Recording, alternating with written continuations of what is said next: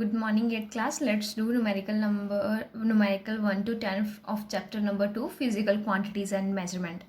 तो उसका first numerical है a cuboid of iron has dimensions 6 centimeter into 4 into 3. cuboid कैसी होती है? ऐसी 3D स्ट्रक्चर होती है ये cuboid की, ऐसी, ठीक है. उसकी लेंथ दी है, ब्रेड्थ दी है, हाइट दी है, ठीक है. एंड उसका वेट दिया है 560 ग्राम्स, ठीक है. तो find the density of iron. Density का फॉर्मूला क्या होता है? We have already done. Density is equal to mass upon volume, ठीक है. तो यहाँ पे 560 ग्राम उसका मास ही गिवन है, ठीक है. वॉल्यूम हमें लेंथ ब्रेड्थ हाइट दिया है, तो जो क्यूबॉइड होती है उसका वॉल्यूम होता है length into breadth into height. तो इन तीनों को मल्टीप्लाई करेंगे 6 इंटू 4 इंटू 3, ठीक है. तो आ गया 72 सेंटीमीटर. 3 बार है ना, तो सेंटीमीटर क्यूब आ गया, ठीक है. ये आ गया आपका वॉल्यूम एंड ये है आपका मास. अब देखो ग्राम है एंड सेंटीमीटर है, दोनों ही कौन सी यूनिट्स हैं? सीजीएस है, ठीक है. तो मुझे कन्वर्जन की जरूरत नहीं पड़ेगी. मैंने ये करना होता है कि सारी जो यूनिट्स होती हैं एक ही सिस्टम में हो. सारी एक ही सिस्टम में है ना, चाहे एसआई में हो या सीजीएस में. तो इसमें मास एंड वॉल्यूम दोनों सीजीएस में है, तो मुझे कन्वर्जन की जरूरत नहीं पड़ेगी. तो मैं सीधा ही क्या कर दूंगी? डिवाइड कर दूंगी, ठीक है.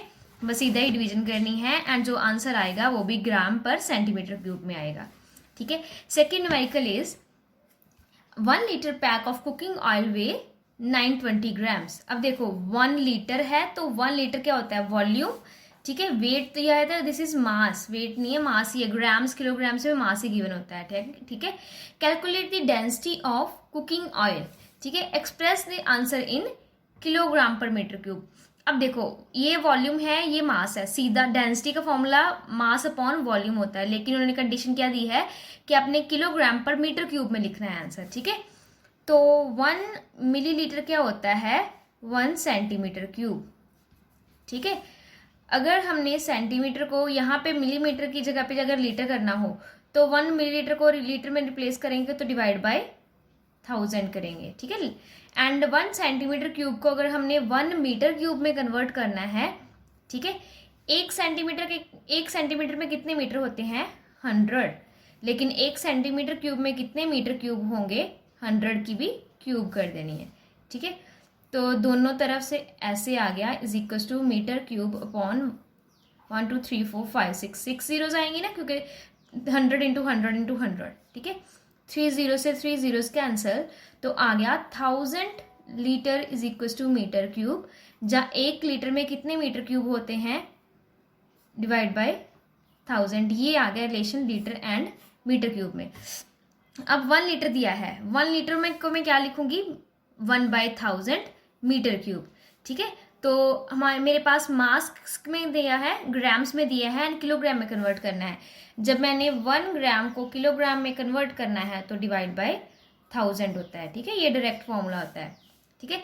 तो फिर मैं 920 डिवाइड बाय 1 लीटर है, जब इसको किलोग्राम में कन्वर्ट करूंगी तो 1/1000 को मैं क्या लिख सकती हूँ?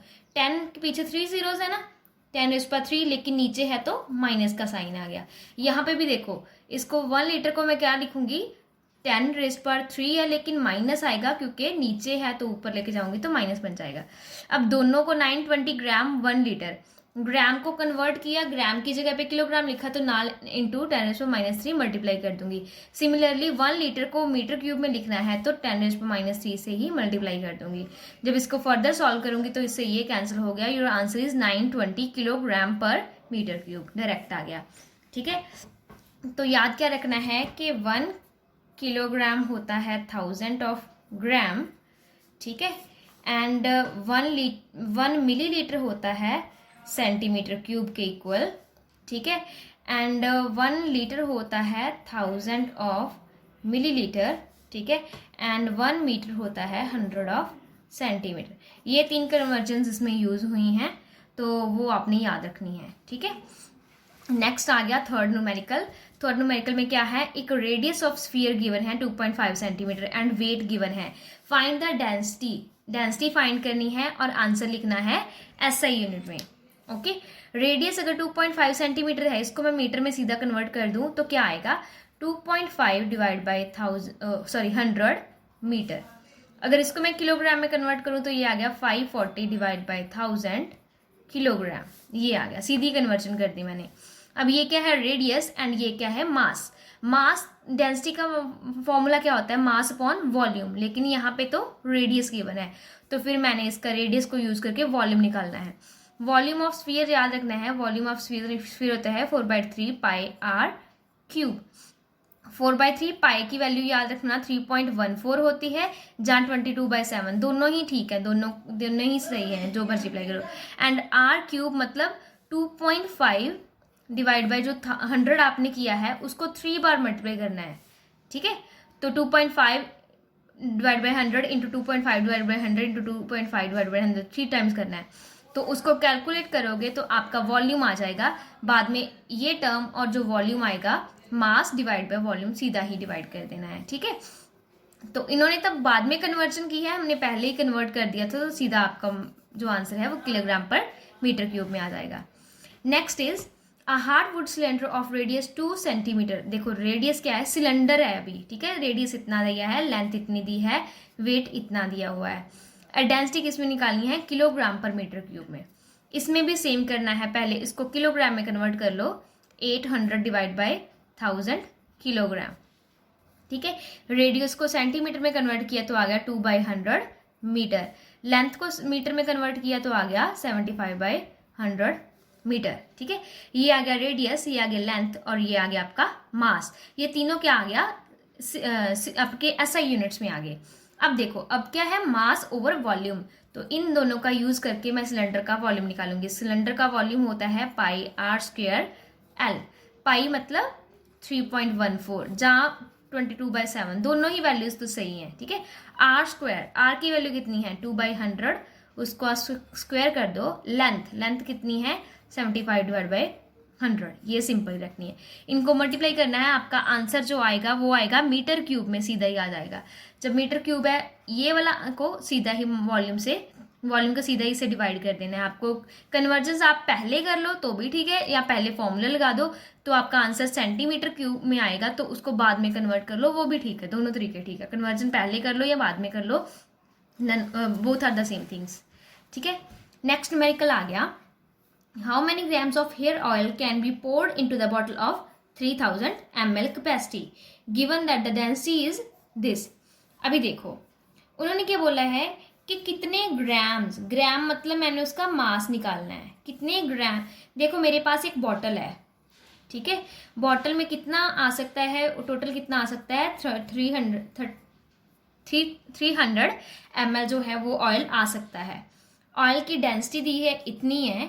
अब बताओ कि जो मैं इतना मान लो 300 ml इसमें ऑयल डाल देती हूँ, तो ऑयल जितना मैंने 300 ml डाला है उसका मास क्या होगा। मास डेंसिटी क्या होता है, मास ओवर वॉल्यूम। मास फाइंड करना है तो मैं इसको क्रॉस मल्टीप्लिकेशन कर दूंगी, तो मास आ गया डेंसिटी इंटू वॉल्यूम। डेंसिटी की वैल्यू गिवन है 0.84, ठीक है। एंड वॉल्यूम देखो ग्राम पर सेंटीमीटर क्यूब में है ना, तो मुझे मास जो आएगा वो ग्राम में आएगा, जो मैंने यहाँ पे लेना है वो सेंटीमीटर क्यूब में होना चाहिए, ठीक है। तो 1 ml कितना होता है, 1 सेंटीमीटर क्यूब के इक्वल होता है। 300 ml यहाँ पे दिया हुआ है तो वो सीधा ही 300 सेंटीमीटर क्यूब के इक्वल होगा, मुझे कुछ भी कन्वर्ट करने की जरूरत नहीं है। ये मेरा वॉल्यूम आ गया सीधा ही, और ये है मेरी डेंसिटी, दोनों ग्राम सेंटीमीटर क्यूब और मास ग्राम, तो सारे सीजीएस में आ रहे हैं, तो मैं सीधा ही मल्टीप्लाई कर दूंगी इन दोनों को, और मेरी जो है मास की वैल्यू आ जाएगी सीधी ही in grams. Okay, now come to numerical number 6। Numerical 6 में क्या है, a stone piece weight 125 gram. एक जो स्टोन डाला है उसका मास क्या है 125 ग्राम। When the stone is immersed into water contained Eureka can, 255 centimeter of the water is displaced from the can and collected in the measuring cylinder. देखो बच्चे eureka can ऐसी होती है, देखो यूरेका कैन जो है मैंने यहाँ पर तक जहाँ पे उसका लेवल है ना उतना पानी भर दिया, ठीक है। अब मैंने इसमें एक स्टोन डाला है जिस स्टोन का मास कितना है 125 ग्राम। जब मैं इसमें वो स्टोन डाल दूंगी, ठीक है, तो स्टोन के कारण पानी का वॉल्यूम बढ़ जाएगा, ठीक है। कितना वॉल्यूम बढ़ेगा, जितना वॉल्यूम का स्टोन है उतना ही पानी का वॉल्यूम बढ़ जाएगा ना। तो जितना बड़ा है यहाँ से तो फिर होल आ जाती है ना, तो जितना बड़ा है वो सारा इसमें इकट्ठा हो जाएगा। जितना इसमें वाटर इकट्ठा होगा, ठीक है, वो वाटर क्या होगा, वो पत्थर के कारण बाहर निकला है ना, तो जितना वॉल्यूम ऑफ वाटर बाहर निकलेगा उतना ही वॉल्यूम आपके स्टोन का होता है। ठीक है, तो सिमिलरली इन्होंने क्या बोला है कि कितना पानी बाहर निकला है, 55 सेंटीमीटर क्यूब। तो जितना पानी बाहर निकला है ये वॉल्यूम ही है स्टोन का। स्टोन ने आके तो पानी बाहर निकाला ना, तो इतना पानी बाहर निकला है, this is the volume of stone, जिस स्टोन ने पानी को बाहर निकाल दिया इतना। ठीक है, तो मास आ गया, वॉल्यूम आ गया। आपने सीधा ही डेंसिटी फाइंड करनी है हमने स्टोन की, तो मास अपॉन वॉल्यूम सीधा ही लगा देना। देखो ये ग्राम्स में है, ये सेंटीमीटर क्यूब में, दोनों सीजीएस में कन्वर्जन की जरूरत नहीं है, सीधा ही डिवाइड करके ग्राम पर सेंटीमीटर क्यूब में मैंने वॉल्यूम निकाल लिया। नेक्स्ट 7th न्यूमेरिकल आ गया, a measuring cylinder contain water up to the level of 200 millilitre. अब देखो एक मेजरिंग सिलेंडर है, ठीक है, उसमें कितना पानी है, 46 ml। ठीक है, अब क्या है, the water level rises to 74 ml। ठीक है, when a rubber stopper is immersed into it. अब मैंने एक रबर स्टॉपर इसमें डाल दिया, ठीक है, ऐसे तो इसका क्या हुआ, इसका पानी का वॉल्यूम ऊपर चला गया, क्योंकि इसने आके कुछ वॉल्यूम ले लिया ना, इसने जब आके वॉल्यूम लेगा, ठीक है, तो पानी का लेवल ऊपर हो जाएगा। ठीक है, क्योंकि इसने वाटर की कुछ वॉल्यूम में जितना इसका वॉल्यूम है, इसने वाटर को साइड पे करके उसकी जगह ले लेनी है, जिसके कारण वाटर का लेवल इंक्रीज हो गया। इंक्रीज होने के बाद वाटर का वॉल्यूम कितना आया है, 74 ml। ठीक है, अब क्या है, if the mass of the rubber stopper is 45, मास उसका दिया हुआ है, find the density. Mass given है, वॉल्यूम कितना होगा, देखो इसके बिना अगर पानी का वॉल्यूम कितना था, 46 डिग्री, जब मैंने पत्थर डाल दिया तो वाटर का वॉल्यूम कितना आ गया, 74 ml, सॉरी मिलीलीटर, सॉरी, यहाँ पे पहले उसके बिना 46 ml था, बाद में 74 ml हो गया। किसके एंट्री से हुआ, जब मैंने रबर ये डाली है तभी तो वाटर का लेवल इंक्रीज हुआ ना, तो इसके कारण ही हुआ ना। जितना लेवल इंक्रीज हुआ ये क्या आएगा, वॉल्यूम इसका। ठीक है, जो मैंने एडिशनल चीज ऐड की है तभी तो पानी का लेवल रेज किया, जितना रेज किया इतने रेज करने का कारण कौन है, ये वाली चीज। तो जितना वॉल्यूम वाटर का रेज करेगा उतना ही वॉल्यूम इसका होगा। तो वॉल्यूम कितना आएगा, अब कितना है 74, पहले कितना था 46, इसका डिफरेंस निकालोगे वो आ गया अपने पास 28। ये 28 क्या है, पत्थर का वॉल्यूम है, रबर का वॉल्यूम है, जब आपने इसको ऐड किया तभी तो 28 यहाँ से ml वॉल्यूम इंक्रीज हो गया उसका, किसके कारण हुआ, इसके कारण। ठीक है, तो 28 ml इसका वॉल्यूम आ गया। तो सीधा मास अपॉन वॉल्यूम लगा के, मास कितना है 45 एंड ये कितना है 28, ये ग्राम में है, ये ml में है। 1 ml कितने इक्वल होता है, 1 सेंटीमीटर क्यूब। तो 28 ml मेरा आंसर आया, तो सीधा ही 28 सेंटीमीटर क्यूब सीधा ही आ जाना है। तो मैं सीधा ही 28 से ही डिवाइड कर दूंगी, यूनिट क्या आ जाएंगी, ग्राम पर सेंटीमीटर क्यूब। नेक्स्ट जो 8th न्यूमेरिकल है, अ measuring cylinder contain water of level 54 ml। ठीक है, अब एक देखो एक सिलेंडर है, उसमें इतना कितना है 54 ml जो है पानी है इतना। ठीक है, इतना कितना है 54 ml। When a glass stopper is immersed into it the water level raise to 76। अब मैंने इसके अंदर एक जो है वो मैंने ग्लास टॉपर डाल दिया, उसको डालने से क्या है, इसका लेवल इंक्रीज हो गया। अब लेवल कितना हो गया इसके डालने से, 76 ml। When a small piece of कॉक of mass 3g is tied to the glass stopper, इसके ऐड करने से 76 हो गया। अब मैंने इसके साथ एक और चीज डाल दी इसके अंदर, वो क्या है आपका ग्लास टॉपर के साथ साथ मैंने एक कॉक का पीस भी डाल दिया है। कॉर्क का पीस जब मैंने डाला तो उन दोनों के कारण, पहले अकेले पत्थर के कारण जब दोनों ही नहीं थे तो 54 था, जब मैंने स्टोन डाल दिया, सॉरी उसमें ग्लास टॉपर डाल दिया तो 76 हो गया। लेकिन जब मैंने ग्लास टॉपर के साथ साथ कॉर्क भी डाल दिया, कॉर्क डालने से उसका जो वॉल्यूम है वो कितना आ गया, 91 ml। Calculate the volume of glass stopper as well as cork piece. जो देखो अब मैंने क्या करना है, ग्लास टॉपर का भी वॉल्यूम निकालना है एंड कॉर्क पीस का भी। देखो सबसे पहला मैं केस ले लूंगी, सबसे पहले कितना वॉल्यूम था 54, जब कुछ भी नहीं था। ठीक है, तो अब मैंने इसमें मान लो ग्लास टॉपर डाल दिया, सबसे पहला डाला, तो वॉल्यूम कितना हो गया 76। कुछ भी नहीं था 54 है, जब मैंने वो डाल दिया क्या नाम है ग्लास टॉपर डाल दिया तो 76 हो गया। तो वॉल्यूम ऑफ ग्लास टॉपर कितना हो गया, फाइनल वॉल्यूम कितना आया है ग्लास टॉपर के डालने के बाद माइनस ग्लास टॉपर के डालने से पहले कितना था। ठीक है, ये जब मैं माइनस करूंगी तो वॉल्यूम आ जाएगा ग्लास टॉपर का। ठीक है, और उसने ग्लास टॉपर का वॉल्यूम जब मैं माइनस करके फाइंड करूंगी तो उसके बाद उसकी डेंसिटी निकालनी है। ठीक है, डेंसिटी कितनी होती है, मास अपॉन वॉल्यूम। यहाँ पे देखो उसने ग्लास टॉपर का मास दिया है, the cork mass of the cork is 3 milligram. इसमें उसने ये नहीं दिया हुआ, तो फिर यहाँ पे अच्छा उसने वॉल्यूम ही निकालने को बोला है, उसने मास नहीं निकाल डेंसिटी नहीं निकालने को बोली। ठीक है, तो डेंसिटी नहीं निकालनी, वॉल्यूम निकालना है, तो सीधा ही माइनस करके ग्लास टॉपर का वॉल्यूम आ जाएगा। नेक्स्ट केस उसने बोला है कि वॉल्यूम निकालो आप अपना किसका, कॉर्क पीस का। सेकंड केस क्या है, कॉर्क पीस का। ठीक है, वॉल्यूम निकालना है। अब देखो जब कुछ भी नहीं था 54 है, जब मैंने उसमें ग्लास टॉपर डाल दिया तो 76 आ गया। अब क्या है, पानी का वॉल्यूम 76 है। जब मैंने इसमें फिर तीसरे नंबर पे कॉर्क डाली है तो वॉल्यूम आ गया 97। तो कॉर्क डालने पर वॉल्यूम कितना आया है, 91 ml। ठीक है, एंड जब कॉर्क नहीं थी तो वॉल्यूम कितना था, 27 ml। जब इनको माइनस करोगे तो वॉल्यूम आ जाएगा कॉर्क का। ठीक है, फाइनल माइनस इनिशियल करना होता है। ठीक है, उसके ऐड होने के बाद कितना वॉल्यूम हो गया, उसके ऐड करने से जस्ट पहले कितना वॉल्यूम था, उन दोनों को माइनस करोगे तो आपकी उस चीज का वॉल्यूम आ जाएगा जो आपने ऐड की है। ठीक है, यहां तक डिफरेंस ले लिया। देखो volume of the cork 91 minus 76 कितना आ गया, 57 ml। ml and centimetre cube same ही होते हैं, तो मैंने सीधा ही रिप्लेस कर दिया। ओके, अब डेंसिटी ऑफ द कॉर्क पूछा है। देखो वहां पे उसने दिया हुआ है कि मास जो है कॉर्क का वो 3 ग्राम्स है, तो मैं सीधा ही जो वहां पे 3/15 ग्राम पर सेंटीमीटर क्यूब में सीधा ही निकाल लेती हूँ। अब लास्ट में उसने कहा है कि जो आपने आंसर निकाला है उसको ऐसा यूनिट में लिखो। ऐसा यूनिट क्या होती है, किलोग्राम पर मीटर क्यूब होती है ना। तो मैंने पास ये आया है, तो मैंने इसको जब 0.2 ग्राम ओवर सेंटीमीटर क्यूब, एक्चुअल में ऐसे है। जब मैंने ग्राम को किलोग्राम में कन्वर्ट करना है तो मुझे क्या करना पड़ेगा, 1000 से डिवाइड करना पड़ेगा, तो किलोग्राम आ गया। सेंटीमीटर क्यूब को जब मैंने मीटर क्यूब में कन्वर्ट करना है, 1 सेंटीमीटर कितना होता है, 1/100 मीटर। तो मुझे यहाँ पे भी 1/100 मीटर, यहाँ पे मीटर है ना तो क्यूब है, तो यहाँ पे भी क्यूब लगानी पड़ेगी, और यहाँ पे मीटर क्यूब आ गया। ठीक है, तो ये आ गया 0.2 डिवाइड बाई 1000। जो ओवर के भी नीचे होती है ना वो बाद में ऊपर चले जाती है। ठीक है, जो ओवर के भी नीचे ना, ये तो ओवर का साइन है, उसके भी नीचे है वो ऊपर चले जाती है, ये वाली सीधा ऊपर जाएगी।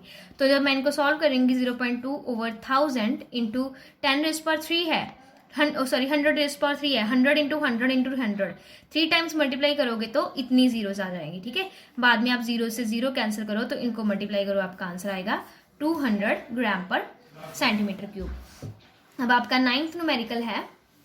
9th न्यूमेरिकल में क्या है, an empty beaker of weight 112 gram. तो ये एम्प्टी बीकर का एक बीकर मैंने ले लिया, ठीक खाली है, उसका कितना है मास कितना है एम्प्टी का, 112 ग्राम। इसमें 1000 of milk is poured into the beaker. अब इसमें कितने ml मिल्क डाल दिया, 100 ml, 1000 नहीं है 100 है। ठीक है, poured in the mass of the beaker changes to 215 gram. पहले अकेले बीकर का जो था वो 112 ग्राम था, अब मैंने इसमें 100 ml मिल्क डाल दिया, तो इस पूरे का मास कितना आ गया, 215 ग्राम। मिल्क के बिना इसका 112 ग्राम है, मिल्क के साथ बीकर का वॉल्यूम कितना आ गया, 215। अगर हमने मिल्क का अकेले का वॉल्यूम मास निकालना हो, तो जैसे वॉल्यूम होता है ना, final volume minus initial volume, तो मास भी क्या आता है, mass final minus mass initial. Final जब दूध डाल दिया तो मास कितना हो गया, 115। इनिशियल दूध डालने से पहले कितना वॉल्यूम था, 112। जब इन दोनों को माइनस करोगे तो सीधा ही आपका मास क्या आ जाएगा, मिल्क का आ जाएगा। ठीक है, सीधा ही ग्राम्स में आ जाएगा मिल्क का मास। अब देखो माइनस कर लिया तो ग्राम में मास आ गया। वॉल्यूम कितना उसने मिल्क का दिया है, 100 ml मिल्क डाला है ना, तो 100 ml को मैं क्या लिख सकती हूँ, ml को क्या लिख सकती हूँ, सीधा ही सेंटीमीटर क्यूब। अब ग्राम एंड सेंटीमीटर क्यूब दोनों ही CGS में है, तो जितना आंसर आएगा उससे मैं इसको डिवाइड कर दूंगी, क्योंकि डेंसिटी क्या होती है, मास अपॉन वॉल्यूम। सीधा ही डिवीजन करनी है बाद में, ठीक है, माइनस करने के बाद तो आपकी डेंसिटी आ जाएगी। नाउ 10th जो न्यूमेरिकल है, an empty density bottle of capacity this. Capacity क्या होती है, वॉल्यूम ही होता है, ठीक है। अब देखो एक एम्प्टी खाली है जब बॉटल, तो उसका कैपेसिटी कितनी है 50 ml, ठीक है, और वेट कितना है 27 ग्राम इसका, ठीक है, बॉटल है एक साइज आपकी, ठीक है। देन क्या आ गया, when completely filled with glycerin it weigh 92। अब इसको फुल कर दिया ग्लिसरीन से, भर दिया मैंने, इसको पूरा भर देना है, ठीक है। तो कितना भरा होगा टोटल, जितनी इसकी कैपेसिटी है उतना ही भरा होगा ना, मैंने इतना भर दिया। तो इस भरने के बाद इसका वेट कितना आ गया 92 ग्राम, ठीक है। अब क्या बोल रहे हैं कि डेंसिटी फाइंड करो, ठीक है, ग्लिसरीन की, और एसआई यूनिट में फाइंड करनी है, ठीक है। अब डेंसिटी निकालने से पहले मुझे क्या चाहिए, मास एंड वॉल्यूम। वॉल्यूम तो मुझे पता है, जितनी बॉटल है मैंने उतना ही वॉल्यूम डाला होगा, ठीक है, जितनी बॉटल की कैपेसिटी है मैंने उतना ही डाला होगा ना ग्लिसरीन बीच में, ठीक है। तो वॉल्यूम इसका कितना गया 50 ml, जिसको मैं 50 सेंटीमीटर क्यूब भी लिख दूंगी, ml and centimetre cube same होते हैं, ठीक है। ये तो होगी फर्स्ट बात। सेकंड क्या है कि मैंने मास निकालना है। मास, अब यहाँ पे 2 मासेस दिए हुए हैं, तो मैं क्या करूँगी, मास क्या आएगा, मास फाइनल माइनस मास इनिशियल, हमेशा फाइनल में से इनिशियल माइनस करना है, ठीक है। फाइनल, जब मैंने उसमें दूध डाल दिया तो उसका मास कितना हो गया 92, तो फाइनल कितना है 92। इनिशियल दूध नहीं है, सॉरी ग्लिसरीन है, जब मैंने ग्लिसरीन डाल दिया तो 92 आ गया। ग्लिसरीन से पहले कितना था 27, तो दोनों को माइनस करूँगी तो 65 ग्राम आ गया, वो आ गया इसका मास। अब दोनों को डेंसिटी का फॉर्मूला मैं सीधा निकाल दूंगी, क्योंकि मास भी निकाल लिया मैंने, वॉल्यूम भी मुझे पता है। तो ये आ गया 65 ग्राम डिवाइड बाय 50 ml। ये ग्राम पर ml में आया है, सॉरी ग्राम, ml तो सेंटीमीटर क्यूब ही है ना, तो सीधे लिख दो, ग्राम पर सेंटीमीटर क्यूब में आया। अब इसको किलोग्राम पर मीटर क्यूब में कन्वर्ट करना है, तो आपको पूरी कन्वर्जन करनी पड़नी है, जो पिछले न्यूमेरिकल में भी की है, ठीक है। उसको कन्वर्जन करोगे तो then you can find the answer.